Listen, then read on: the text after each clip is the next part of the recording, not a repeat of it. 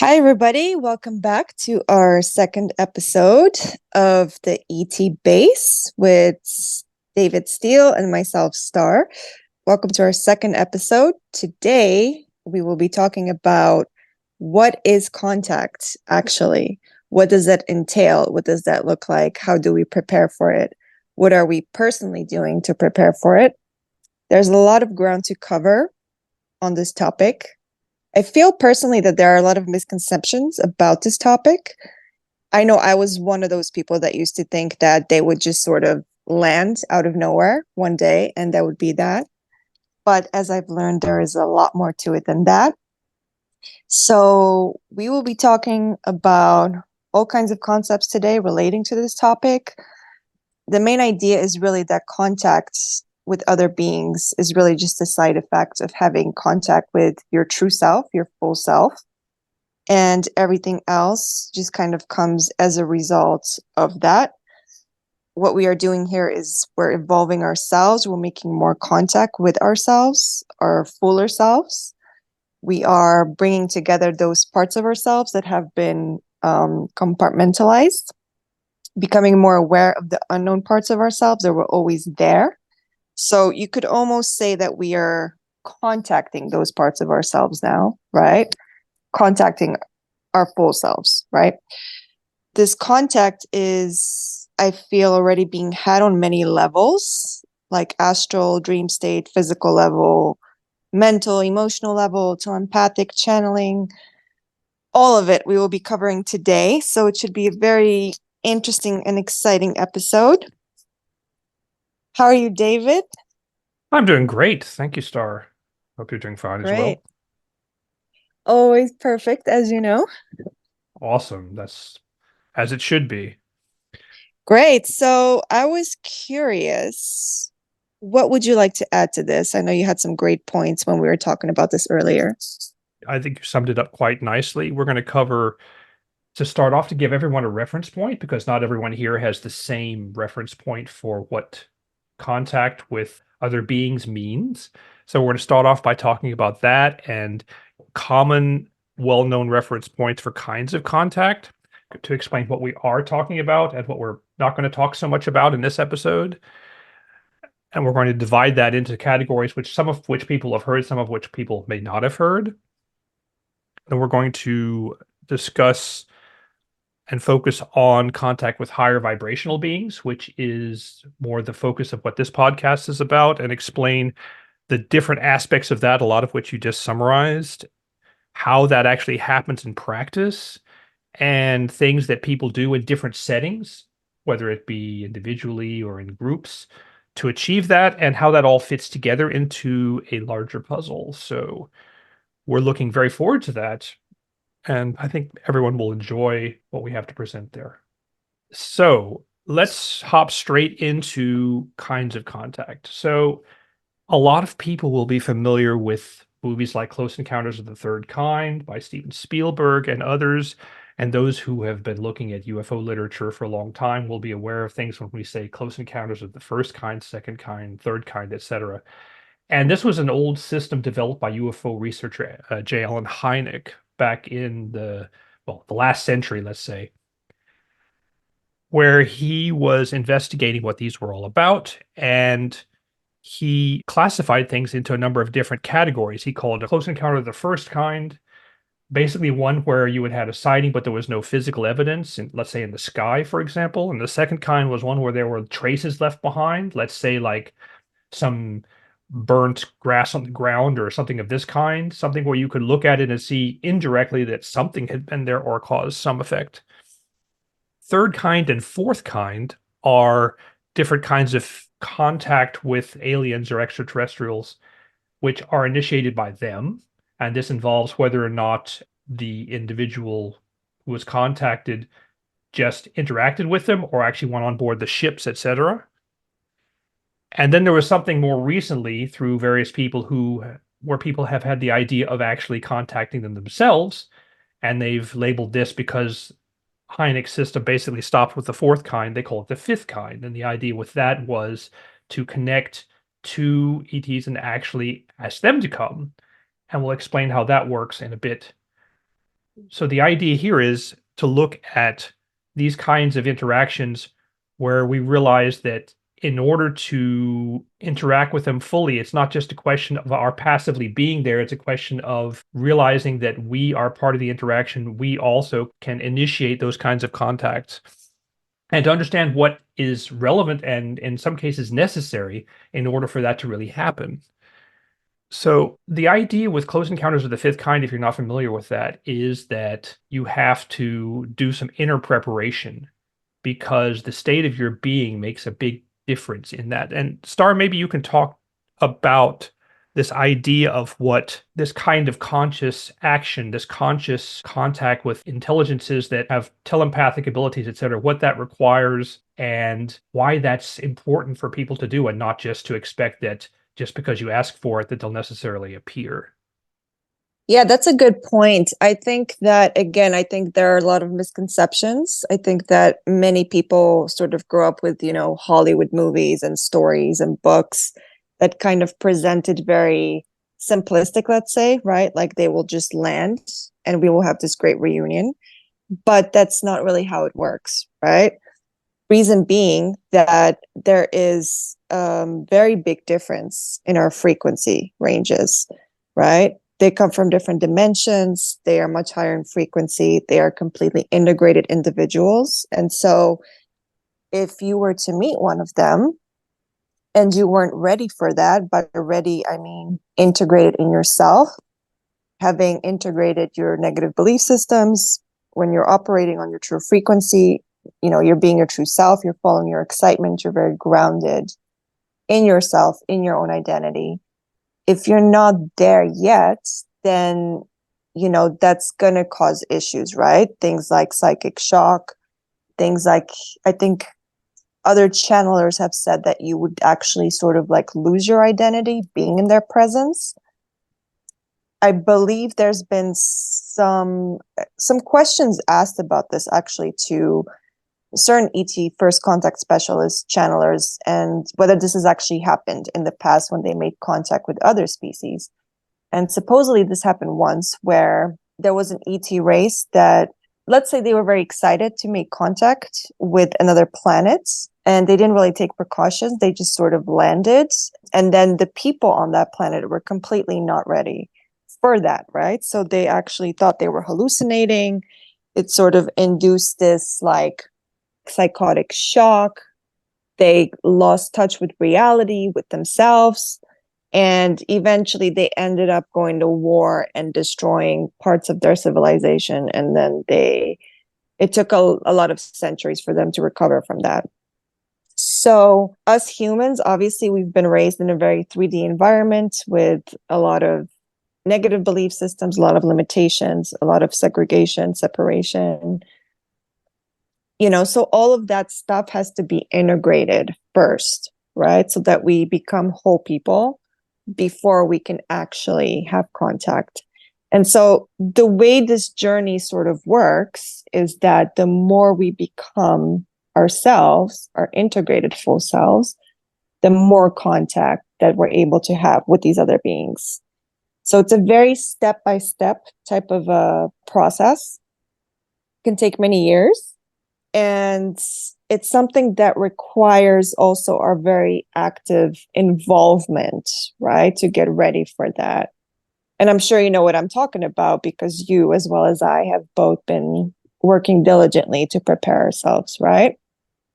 Absolutely. It's something we do every day, right? It's something we do every day, and we will talk about that later, exactly what we're doing to get ready for this. But yeah, I would say like the outline of it for me was it started with a lot of self-help, you could say, or self-development, a lot of clearing of negative beliefs. And that's before I even knew that I was going to get into this whole ET phenomena world. Then came the nature connections, which we will talk about. There was a time I remember, this was like last year, I was living in LA and all of a sudden I just made all this contact with nature. I had all these hummingbirds visit me, all these caterpillars, just all these creatures and animals started appearing in my backyard. And yeah, that was like the opening of connecting to the earth consciousness and all these other levels of the earth consciousness and everything that lives on earth, which is obviously part of us as well because we are nature and we're part of earth as well. So that was like my first big shift into more contact. Then after that, for me personally, it was elementals. That was like a completely new world with a lot of, the beginning of what I call magic because it was like the unseen and things were happening. And that kind of let me down into contact. But what was your journey like with this? Yeah, that's very interesting. And I like how we've brought it already to the idea of contacting not only extraterrestrial or alien forms of life, but also the idea that it extends to other kinds of phenomena which people might not necessarily connect with that. We mentioned that a bit in our previous episode, which I would encourage people to listen to, which gave our background. A couple of points that you made I want to just cover because I can hear some questions that people are probably already asking, which is that you mentioned that we need to be ready in terms of not having psychic shock with some of these beings, and that's completely the case. But then some people are saying, well, I know of cases where people have had direct interactions and not had this. And the reason for that is that there are beings that are out there, particularly those we've referred to as the grays in a lot of cases, which don't really have a different vibrational energy, which is so different from that of humans that it actually causes an issue in that sense. Maybe you're shocked that you've met them in general. So it is possible to meet those kinds of beings. And there are other kinds of beings that are able to adjust their vibration in a way so that you're not affected. But that's not really true contact with those beings because you're not really feeling their full self in a way. So it's a bit of an effort on their part to do that, according to the literature. So what we want to focus on today is not so much those beings, but the ones which, through all channelers, some of which you mentioned, are trying to contact us and are very interested in expanding who they are by meeting us and understanding who we are. So the idea would be that those kinds of beings operate in a very different way, and their perception of reality is very different from ours. They're much more integrated. They don't have these compartmentalized aspects of themselves, which we do. Humans, we have a lot of belief systems, as you mentioned earlier, which we get from childhood, from our environment, and other things. And we pack things away. We compartmentalize things away inside our being, just basically in order to try to cope with life itself, right? And doing that means that we're not fully integrated. We have part of ourselves we've kind of locked away. And the way these beings work is that they're really fully integrated. They're full being at all times, and being in their presence would actually cause you to need to be like them in a way to be able to coexist in the same environment. And that can be challenging for people if they pack things away, which they really are not prepared to look at. So that gets back to this idea of the inner development again. So I think that's a very important thing. We'll talk more about that in the later points. But it's just important for people to understand that, yes, there are other kinds of contact, but what we're focusing on are the ones of higher vibration who we do know want to contact us through various psychics and channelers and others, but are waiting to do so until it makes sense for us to do that. The other point, which I thought was really good, which you touched upon, was the idea that when you make contact, the idea is that these other beings have a very deep connection to consciousness itself. And they realize, and we get this information through channelers and others and through our own connections, that everything is consciousness. Physical reality is created by consciousness. That's something we hear over and over by these individuals and from these sources. And that being the case, there are things in physical reality we can see and perceive in terms of what we normally are used to seeing.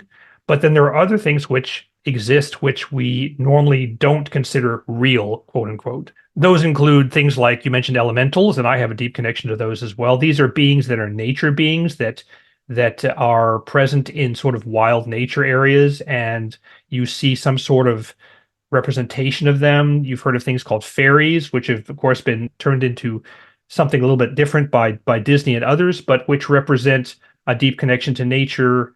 There are beings which people refer to as cryptids, which are other kinds of beings which have what we would call an interdimensional aspect, which allows them to not be present when they don't want to be. Beings like Sasquatch, for example. There are others as well. This also would include paranormal phenomena like spirits and ghosts, which, if you look at everything being made of consciousness, these are just other manifestations of that. So connecting to nature, as you described earlier, is really a question of being fully open to the idea that these manifestations of consciousness are there everywhere. And when you connect to one, you're connecting to all. It's a very common discussion whether you talk about people who have, let's say, a Sasquatch experience, and then a day later they have a UFO experience where they've never had a UFO experience before. People who go to Skinwalker Ranch and maybe see some phenomenon and then go home and then they see orbs, or they have some other phenomenon occur to them. So all these things seem to be interconnected, and that's because when you open the door to one aspect of how consciousness can manifest, you effectively open the door to all the others, and that shows the interconnectivity of all that. Yeah, and I would only add to that, the fact that I think you're spot on in the fact that, when it's just a natural thing that happens, right? When you raise your frequency, you do open the door to all these other realities that are there. And it's not just ETs, it's things like spirits, it's things like elementals, like the fairies, like interdimensional entities, the paranormal even, right? And it's something that I found just kind of happens, which makes sense, right? Because these things exist all around us always anyway. And so the more we raise our frequency, we start vibrating at the levels that they occupy. So these things just kind of become visible to us, right? Completely. I like how you mentioned interdimensionals, because a large number of these beings, regardless of what they are all interdimensionals. In other words, physicality is a much more fluid and flexible thing to them. They could be physical when they want to be and non-physical when they want to be. That doesn't mean they all are, but many of them are. And it's important to really see reality as a fluid thing, which is changeable and malleable like that if we want to really interact sort of freely with them. But this segues really nicely to where we want to go, right? Which is this idea of how contact with higher vibrational beings really starts with connecting to yourself. Because at the end of the day, you cannot remove yourself from the interaction. You're a part of it. How you feel, what you're thinking, what you're doing is a central part of that interaction. It's not like I'm here and they're there, and what I do doesn't matter. What you do does matter. And perhaps you can talk about how this inner work is necessary, and you just kind of alluded to it, how contacting with ETs is kind of something which happens automatically when you do the inner development. Sure, yeah. So, like I said, I think that we are born on this planet, which is what a lot of people call 3D, right? But what it essentially means is, we're raised with a lot of sort of negative belief systems. There's a lot of darkness in our world, a lot of limitation. And all of that basically has to be integrated, right? Because what happens when you are around these entities that operate at a much higher frequency level is that all of those things will be brought up in you very strongly, again, to the point that you might not be able to handle it.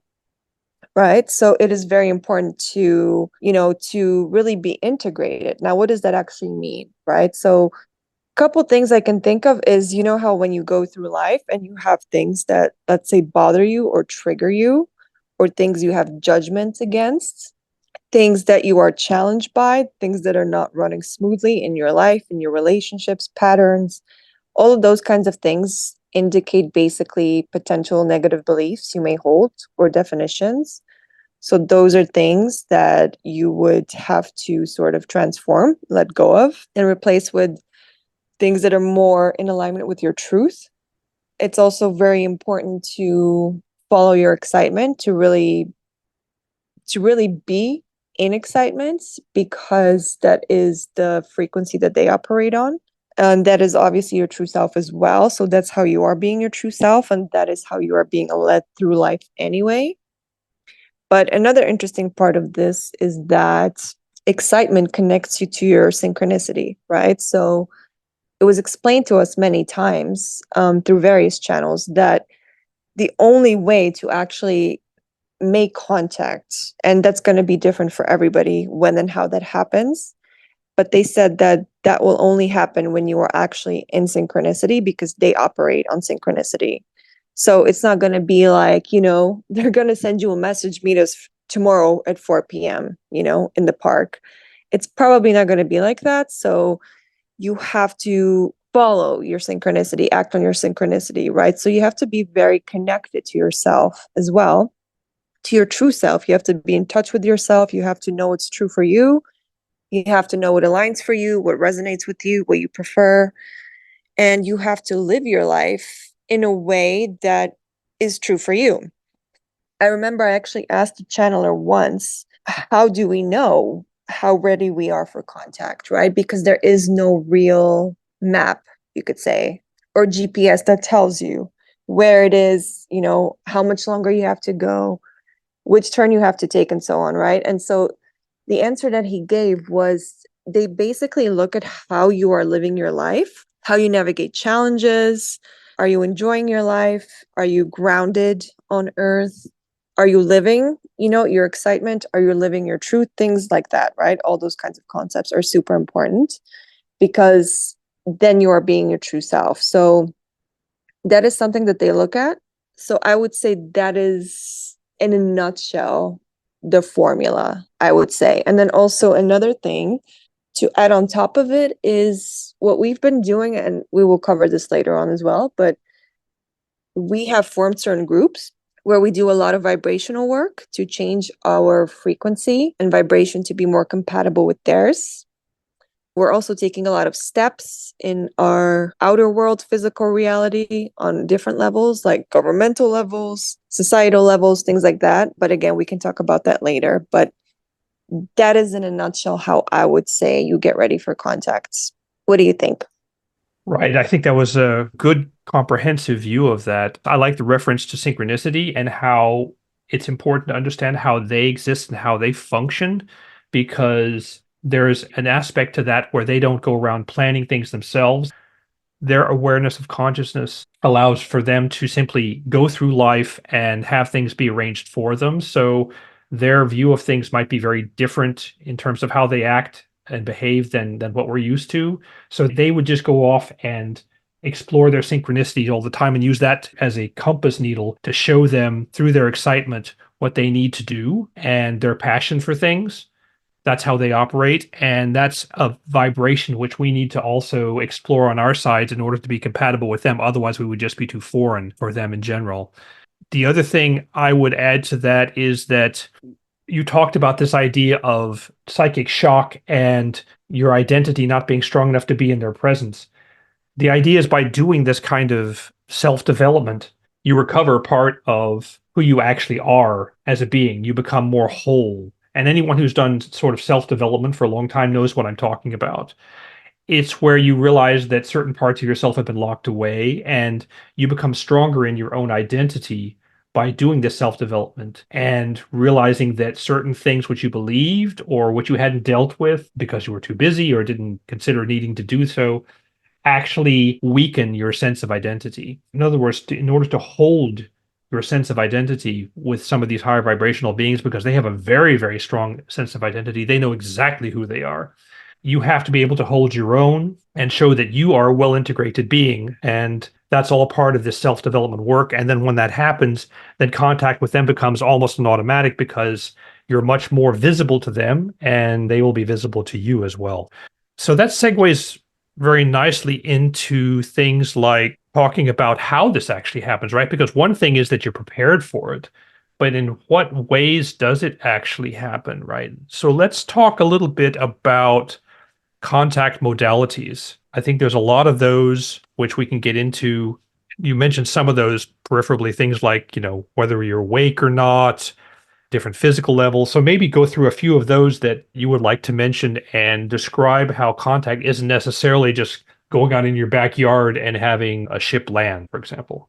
Yeah, sure. So, in my experience, I think for me, the first sort of the first sort of conscious interaction I had with ETs was through channeling. That's really where a lot of the information came from.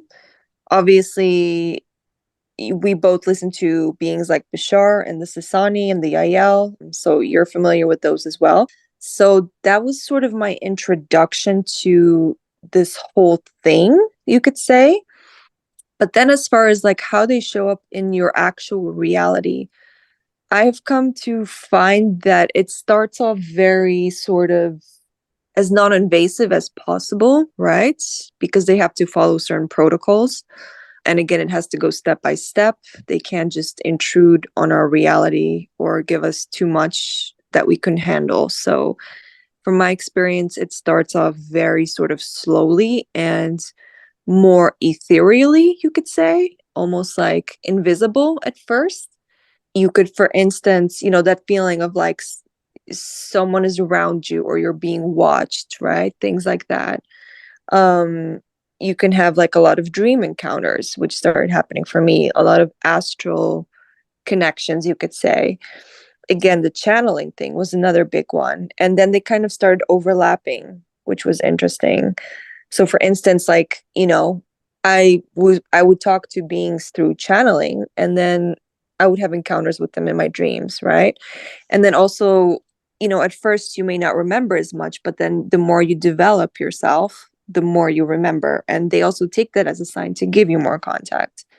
So I also found that it's then started off sort of symbolically in my own physical reality. And I look at my own physical reality much different now, almost more like a symbolical reflection of my consciousness. So if you know how to really pay attention to your physical reality, you'll see a lot reflected in it, right? Whether it's, signs, synchronicity, symbols, you can get messages that way. We were also taught by certain channelers that a lot of ETs can, for instance, appear to us, shapeshifted through animals, even through other people. And you may not always perceive them to be that, but you can actually sort of pick up the frequency that there might be something else going on there, that there's something different about that being. So that's another way they can come through. And they will actually look at, how aware of it you are, how able you are to pick that up or not. So I've had that happen as well. Telepathy is another big one that happens. Then, of course, there's like the sightings that are more physical. And so, yeah, I just find that it sort of builds from, the more sort of ethereal levels. It just becomes more physical and more physical and more solid. And for me, it really started becoming very solid after I made a trip to Skinwalker Ranch. And I seem to have made some sort of an overlap there with that reality. Sort of like a lot of activations I was told I was going to get, which actually have happened, because ever since then, I basically see the grays projecting themselves into my reality all over the place. But we could do a whole episode on that alone. So I'll save that for another time. But yeah, in general, I would say that that's how it kind of works, right? So they start off very slowly, step by step, like more ethereal, and then slowly it just becomes more and more physical, right? I think that's an excellent summary of that. I would add that there's a general pattern when you're interacting with these higher vibrational entities that they're doing their best to avoid shocking you. Their interest is to see that we have very smooth and, to the maximum extent possible, unobtrusive contact. Of course, we need to align our realities so that we can actually interact with them. But at the same time, we also want to be able to share what we are and be ourselves around them. And they want to be themselves around us. So there's a gradual aspect to this. There are some examples where people have just been shocked by encounters, and those do exist. But the higher vibrational ones want to do this gradually, and that's why they use some of these other modalities. I mean, you mentioned things like, in dreamlike states, and how they can come to you in sort of more subtle forms. They do this, and they've said so through channelers and others, both individually and at a collective level, where they're trying to sort of gradually get us used to the idea that they exist, making it easier for us to accept that idea and then to move on from there. And of course, individuals have to be pioneers of that. And that's what a lot of the people who are listening to this, I think, would feel that they are. They're pioneers wanting, desiring to be part of that first contact, to see the idea that, we will be the ones which initiate part of that ourselves, and that will lead to a more general first contact. You mentioned some modalities. I just want to mention some other ones. There's a lot of ways they can come through. You mentioned dreamlike states. They can come through telepathically, where you just sort of receive information from them. You can get things through, for example, for me, it started through connections in my childhood, but later on, I had additional encounters through my forays into plant medicine and other kinds of spiritual practices. But it doesn't have to be those things, right? For everybody, it can be any kind of thing. For a lot of people, it can be through when, for example, when they're sitting doing yoga or qigong or mantras, people have had encounters with beings in those states. We've talked recently, you and I, about things like where people go to phenomena where, like crop circles, for example, where people go there and they spend some time in there, they feel the strange energy. And then when they've been there for a while and go home, then the next day they see a UFO or there's one around the crop circle itself, making you wonder what the connection is between those two phenomena. Sometimes they come through other kinds of things that you normally associate with different forms of spirituality, like things like light language. There are things like where they leave little bits and pieces behind, for example, little traces of who they are. Or there are these things which some people may be familiar with called apports, where objects may appear or disappear. So they may make a certain object appear for you, that an object maybe that's on the other side of the world there's no way it could have suddenly appeared, where you are, but it mysteriously does, or an object which disappears, which you would just put in a very clear location and it reappears. All of this can be related to this kind of contact as well. There are people who get these kinds of encounters through hypnosis and, for example, QHHT hypnotic regressions as well. And that's a well-known thing, which we could spend a lot of time exploring. We'll save that for another time. There are other kinds of phenomena for those people who are technologically inclined. So people whose passion is science and technology sometimes get this through things like spirit boxes, or there's a guy named Jimmy Blanchette who is able to send signals up via radio waves because his excitement is radio technology, and he gets interesting information back. And, you can make of that what you will, but it's very interesting. And then he sees UFOs in the sky afterward. There are, of course, different religious traditions that explore this idea as well, going back in all sorts of directions where a lot of religious activity could be, through analysis, a lot of people have attributed it to basically extraterrestrial or interdimensional encounters, which in fact were characterized in the understanding of the time, which was religious in some way.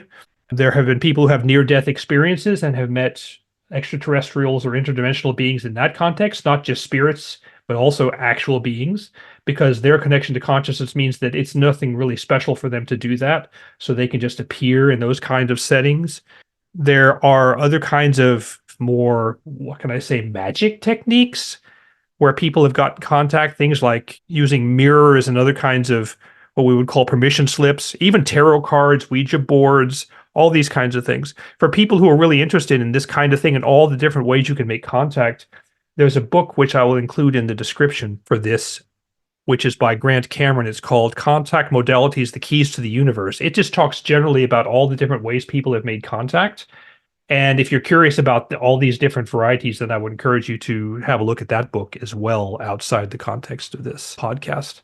But that leads us to maybe another area we want to cover, which is the exploration of contact and how we actually are doing these things ourselves in a practical way. Because we've talked about it kind of theoretically. We've mentioned a bit of our own experiences. But I think for everyone listening, it would be interesting to hear what we've been doing at a more general level to work toward contact. And maybe we can start with talking about self-development, how we've been working on self-development, the different techniques we've been using. And perhaps you could talk a bit to that, Star. Sure. So, one thing I would like to add just to what you said is that it's really important to actually validate all the contact that you are having, because it's like this system that builds on itself, right? So, if you invalidate all these in between steps and just wait for the bigger contacts, let's say, then you could be missing out on all the smaller ones you're having. And the paradox is that you then actually won't be given the bigger ones because they take that as a sign that you're not ready for the bigger ones, right? Absolutely. So it's super important to validate all the contact you're having and to be really proactive about it, because that's another thing that, we've gotten a lot of messages about, whether it's through channelers or the Contact Council or Bashar or any of these entities. It's very, very important, especially now in this day and age, which is actually one of the reasons we started this podcast, to, really be proactive and take all the steps and take all the actions that you can in order to make contact, right? So, going back to your questions, what are we doing specifically? For me specifically, I really come from a background of doing just a lot of personal development. So I've been clearing negative beliefs, working through my themes that I chose to explore in this lifetime, and I've been doing that for the past 10 years or so. So it's been quite a long journey in that. And then after that, basically, yeah, like I said, this nature path sort of presented itself. I started connecting to a lot of animal consciousness, like I said, hummingbirds, insects, even just a lot of different animals I had never really come across. And at the time, it felt very magical, like they had a message for me, like they were opening me up to connect to these deeper levels and deeper connections that we all have with us and with these beings. So that was, like I said, like last year, I really started getting into nature quite a lot. And not just animals, right? But also just, whether it's going to the mountains or the forest or just, sitting with the trees, right? Which also, like, paradoxically, like that kind of shifted my excitement from, living in big cities and everything that comes with that, to just kind of being more off grid, being more in nature, in the countryside, things like that. That has helped me also a lot to tune into just nature and other realities and things that are always around us. So that was a big shift for me personally. After that, for me, came the elementals, elemental consciousness. So many stories I could share about that, but basically it was, I just kind of felt like there were these beings playing with me, in my reality. Like funny things would happen, things would like be hidden all of a sudden, then they would appear. I would find funny notes, I would dream of elementals, and it was like this kind of really fun back and forth that we started having, this communication. I started seeing a lot of orbs. I started seeing my physical reality flicker at that time. And that's kind of when I started having like my first sightings. That was in LA last year. And then, but I still didn't really know, that I was going to go down the ET path. And then it just sort of happens out of nowhere, it just kind of came to me in various ways. And ever since then, I have been, very actively preparing for contact. And so the way that I've been doing it is, like I said, for me, it's like really three different things. It's follow your excitement, act on it to the best of your ability. And again, that excitement has really changed and shifted the past year drastically in terms of what excites me, what attracts me. Even now when I travel, I'm drawn to very different things, very different destinations, right? I'm drawn to like Sedona and Skinwalker Ranch and these like high vibrational vortex places, I'm drawn to different foods, different people, different realities, just everything. I don't watch TV anymore, like my excitement has completely shifted. So I would say, yeah, also, obviously act on your excitement to the best of your ability. And I like to think that I was pretty clear when this whole ET reality appeared as far as my belief systems, but really I can tell you that that was not the case, because again, this vibration just will pull things to the surface, things you're not even aware of. So, that's just something that happens for all of us. So I have been really dedicated this past year to really clearing up everything that was still sort of out of alignment, let's say, all those beliefs. So I've been very dedicated to that as well. And then the third thing is really sort of doing this vibrational work to tap in to the ET realities that are around us and all these other beings, all these other realities. Like I said, it can be interdimensionals as well, elementals, the ETs, that is something that actually came to me, this past year. And we've been doing that a lot with meditating, with various permission slips we were given, with certain exercises. But essentially, the core of it, I would say, is you learn to stretch your senses to be able to perceive what else there is around you, because they are around you, right? And that's another misconception too, is that, that they are not here, but they are here. And somebody told me, one of my teachers told me that it's not about making them come here. It's more about they are here. It's just you have to sort of materialize it for yourself, right? You have to start perceiving them. So, and this is really what all this vibrational work has been doing for me personally. So, it includes things like meditation, learning to channel, learning to tap into those other realities that are always around you, tuning into them, seeing what you get, like I said, different permission slips, different exercises, different travels we've had this past year. We went to certain different locations, which I think also gave us certain upgrades and shifted our own consciousness in certain ways. So, yeah, there's been just a lot of things happening, this past year. You and I are, of course, part of a meditation group. We have our own little bubble that we established where we do daily meditations on ET contact. And that has had a tremendous effect as well, I would say. We've done meditations with larger groups as well. We've done CE5 protocols. What else have we done? We are now actually starting to reach out to the government and get involved on that level. We are, yeah, just so much. And I'm sure you can add your own story to that, right? Like, Yeah, I mean, for me, it's a similar set of things. I think it's really important to look at how all this actually stems from, everybody's individual journey is unique. So even though, for example, you and I have a similar journey, our journeys are unique to each of us. And that'll be true for everyone else listening. It won't be exactly what we're saying, even if you're interested in this, because there'll be something you need to go through, which I won't, and vice versa. That applies to everyone listening. Otherwise, the universe would be a boring place. The idea for me is that it all boils down to realizing at its most fundamental level, with everything being made of consciousness, if I can reframe my reality in a way which ensures that things like, let's say, for me, I learned a lot about metaphysics and how through these channelers and other entities and other teachers, reality is not what we think it is. It's actually a reflective mirror.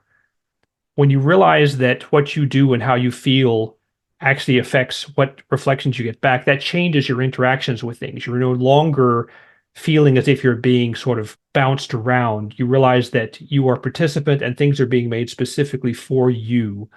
And when you do that, you realize that, as some of these teachers have pointed out, that if you actually clear up what you're doing inside through your belief systems, through your actions, through following your passion, making sure that what you're doing is not driven by anxiety, but driven by legitimate passion, what you actually want to do in a constructive way and in creative ways, then that totally changes your experience. So for me, it's been grounding that into my everyday life, whether it be when I wake up in the morning and just I'm getting dressed, or whether it's at doing something at work, or whether it's in my free time, whatever I'm doing, just applying that at all times and making sure that's part of me at all times. Not something I turn on and off, because I know a lot of people have a tendency to say, okay, I'm in my spiritual mode right now, and I'm going to do this. But when I'm done with that, I'm going to turn it off again, and I'm just going to be the normal me. I think to really integrate this into your system and get the full effect in terms of being able to make contact, you need to integrate that internally. And once you start to do that, that facilitates a lot of the things you were talking about also as well, which is opening up your senses, because then you realize that all of these things are there, and you can perceive much more when you are truly yourself in terms of being everything that you were created to be and appreciating all the reflections you get back. You mentioned validation. For me, it's very important to validate also that all those reflections I get back, whether they be ET related or something else, everything I get is symbology. We were talking about that earlier, realizing that even the smallest things, the birds in the sky, the patterns of the leaves, everything you perceive in some encounter cases, the orb which you perceive out of the corner of your eye when you're passing through the forest, all of those things are important in the sense that they show your connection to consciousness. They show your the possibilities which are there for you. So that's one aspect of it. Another aspect of it for me is to realize that everything is equal. We are equal to the nature beings. We are equal to the ET beings. So it's important not to put them on a pedestal and say that they know more than we do. They're simply different. So they have different experiences that we don't have. We have experiences that they don't have. So we're all valuable and interconnected with one another. Realizing the equality between all of us is very important so that nobody is being given power, keeping your power to yourself and realizing that you are a fully sovereign, unique, eternal being in terms of your consciousness and that you will always exist. So that for me has been a very fundamental thing. Realizing that at the same time, when you have a physical reflection, that you need to respect the fact that you're here for a reason. You're here to experience certain things, to be a part of the bigger picture of everything that exists, all that is, if you will. And that means also taking care of yourself, taking care of your body, for example. It can mean that, there are certain things now I wouldn't eat anymore because I feel like if I'm going to have the optimum experience, if I want to experience all these things, I need to treat that reflection, my body, which is a physical reflection of my consciousness, in a way which shows that I actually appreciate what it's doing for me and that I'm enjoying this experience. So for me, that's also a critical part of that. And for that can be what you eat, that can be exercise, meditation, yoga, if you're into that, a lot of things of that kind. We've talked about permission slips. This is this idea that every tool, every modality, every means of trying to achieve something is just a way of getting you to realize that at the end of the day, you can do all these things. You can create, for example, for some people, permission slips can be affirmations. I've used a lot of really positive affirmations to deal with negative beliefs of certain kinds, to reinforce certain ideas in my mind. It can also be to avoid certain things. You talked about not watching TV, and I'm the same. I don't watch TV very much anymore, if at all. And that applies to most content on social media. I'm only very sparingly there. And that's because I feel like I get the necessary input I need from other places, right? And that can be very individual what you need to do in those contexts. But for me, I really feel like just physically going out and experiencing life, interacting with others, interacting with nature, connecting with all sorts of other beings out there is my basic input that I get. And then if I need supplemental things from these other sources, then I do that sometimes, but not out of compulsion, not out of anxiety, but only out of what I really feel is necessary to really get the most out of my passion and excitement wherever I am.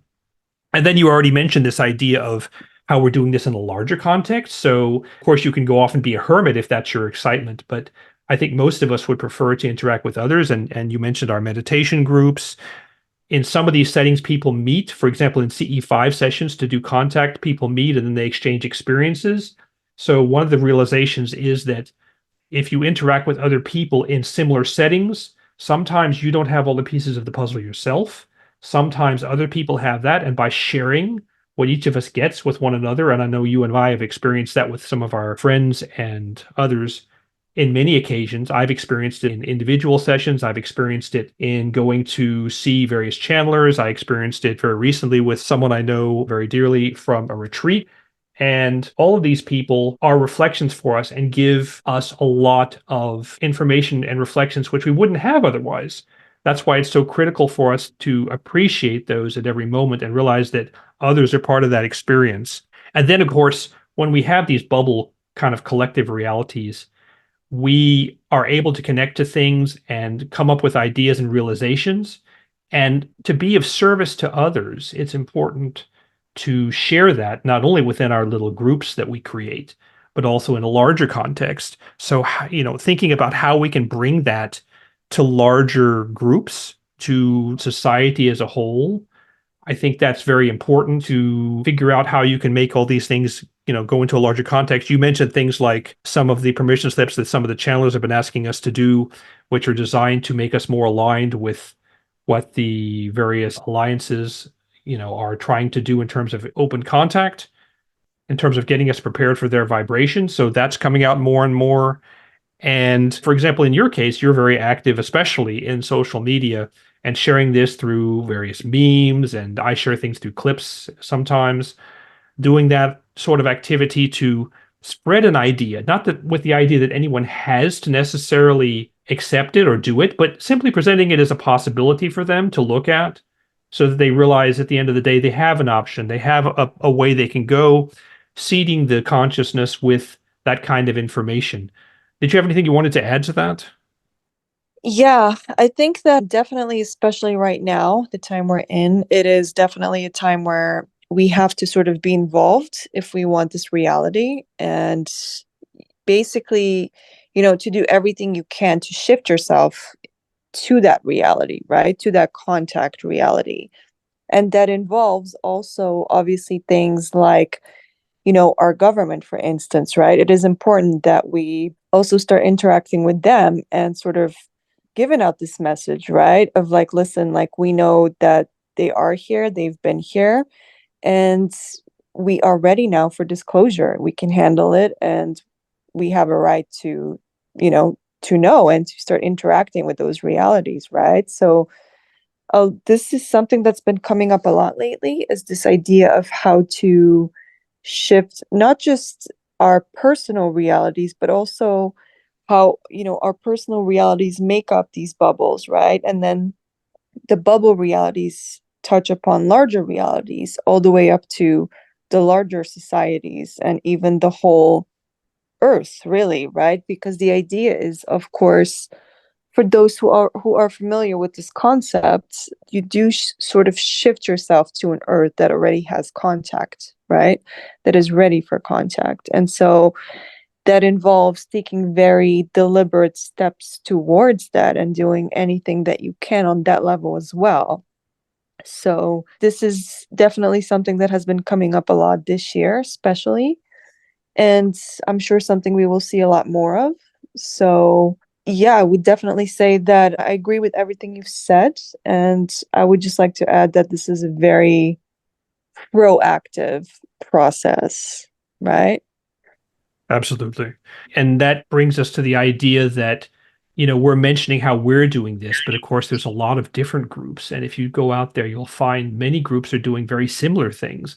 And I think that's because the idea of this kind of connection is something which is very, very sort of almost bursting to the surface in terms of consciousness, the consciousness of the collective itself, the consciousness of individuals, obviously.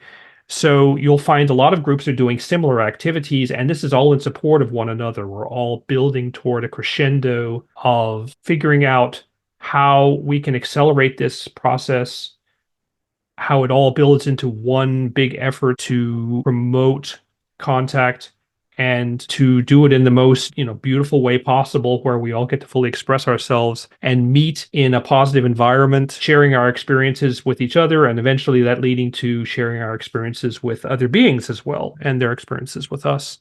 And one of the things that we were discussing the other day, which maybe is a good place to sort of wind up, is this idea that a lot of people who are sharing these things, talking about other groups, are people who are in places that you might not expect to come from. Both you and I are very spiritual, but a lot of the people who are sharing things come from completely different backgrounds, which have nothing to do with this, but their experiences are very, very interesting. And that's something that we may want to cover in other podcasts. So perhaps this is a good place to wind up. Definitely. Yeah, thanks again, David, for a great conversation. It's always a pleasure, always a joy. And like David said, we are very interested in hearing your guys' stories as well, because this isn't just about us. We really are hoping to reach, the larger realities out there. There's a lot of us out there who have a lot of experiences, a lot of contacts. And I think it's important, right, to sort of bring everybody in on this and almost create like this sort of contact society, because I think that is going to be the new reality. So the idea is for us in the future to also have guests on as well. So we will wind it up here. Thanks again, David, once again, and thanks to everybody who tuned in. And we will see you next time.